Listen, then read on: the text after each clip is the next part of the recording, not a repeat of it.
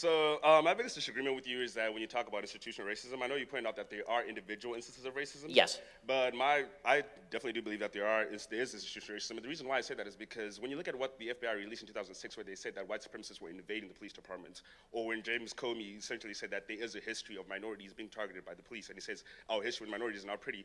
And then you also look at Supreme Court rulings where they say that certain governments, state governments in the United States, are literally with surgical precision trying to limit the African American and minority vote.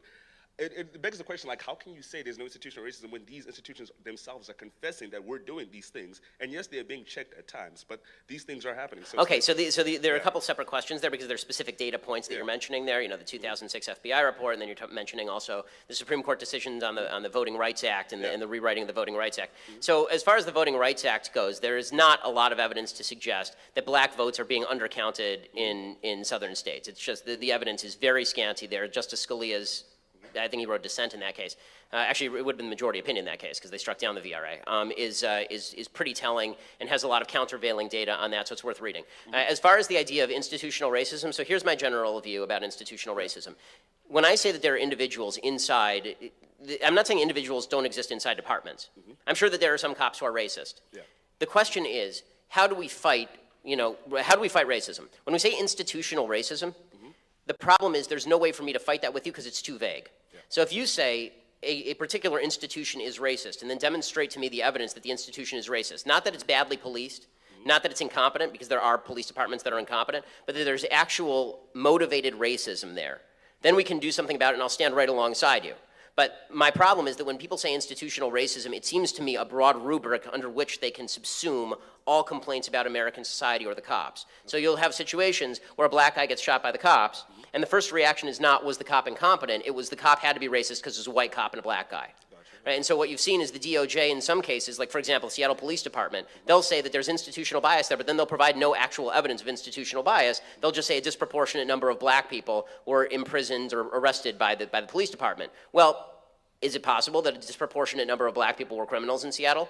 Sure. I mean, that's actually what they found in 1994. They thought that there was institutional racism at the Highway Patrol in New Jersey. There's a federal case about it. And what they ended up finding, they did a study that they then tried to quash. And what the study found is that they were actually under-profiling black people, that there were just more black people speeding in New Jersey. So the point that I guess I'm making here is that I like when it's great that you're coming up and citing individual instances of data, and I want to look at each of those instances of data. I don't want to say that there's broad institutional racism in the United States because you have to name to me the exact institution, and you have to name to me how it's spread throughout that institution, and it isn't just individuals within that institution, and then we can change it.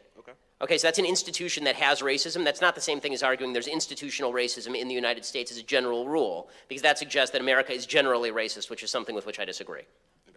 So, yeah, I might agree with you that there are certain instances of America where it's not generally racist.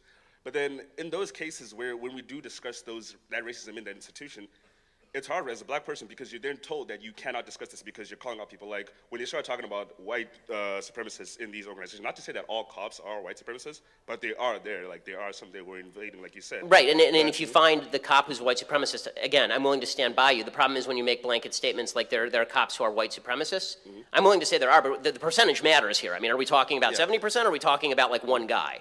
Right, so and that I think is the big debate here. And so that's why whenever I have these conversations, I try to narrow it down to what's the most specific thing we can talk about that we can solve together? Because I promise you, I will go out there with you and protest against a racist shooting. Like when Walter Scott was shot in South Carolina, I'm on your side, right? I'm on the side of the person who was shot because that was a terrible shoot. Everybody saw that was a terrible shoot. But when people say that what happened in Ferguson, Missouri with Michael Brown, when they say that it was hands up, don't shoot, that's white racism, there's no evidence of that whatsoever, and that was actually an attempt to get a cop on the basis of really bad evidence. So I think that it's incumbent on us to actually show our work.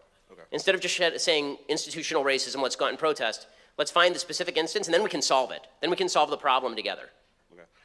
Last question. Yeah, sure. So essentially, yeah, because just to add on to that, like, so I do agree, but then oftentimes when we start protesting, when we start doing all these things, there is this general fear that there is this conversation where it's already looked at as and we're delegitimized because they say, okay, African Americans are just going crazy, black people are just going crazy, and all these things. And it's hard to have dialogue and conversation. I mean, if that happens, that's wrong. Yeah. I think that it depends on the nature of the protest. So my problem with the Black Lives Matter movement, as a general matter, to take an example, is that when you say things like Black Lives Matter, the implication is not the one that like other lives don't matter so much as it is the suggestion that there are a bunch of people, a broad swath of people in America who don't care about black lives. That's the implication, and I don't think that's true. I don't think that's true. I think that we all care about black lives, and I think that if the question were, what should we do about this particular shooting, that's one thing. But if the idea is that cops are shooting black people because black people are black people, I don't see any statistical evidence of a trend of that. So that's the problem with BLM. BLM tries to draw a trend from an anecdote. You want to protest the anecdote, I'll protest the anecdote with you. You want to protest the trend, you first have to identify to me statistically the trend exists. Okay. So, great. Well, sorry, I don't want to cut you off, but I appreciate it. Okay. So yeah, I'll just finish off with this. So yeah, so I agree with, okay, so on the Black Lives Matter trend, yes, we do need to look at cases individually, and yes, we do need to, because sometimes there is this effect where you want to call racist immediately racism, and I agree with you, that's wrong.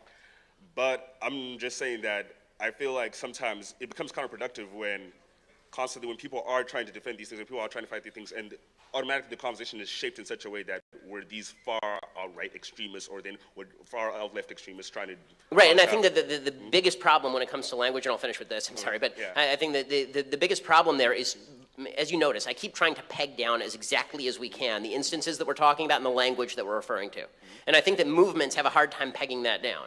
And you see that from movements all over the country. But when you make a claim as broad as American society doesn't care about the lives of black people, Black Lives Matter, a lot of people are going to get pissed at that, and I think they have a right to be pissed at that. Okay. Thank you, Ben. Thanks.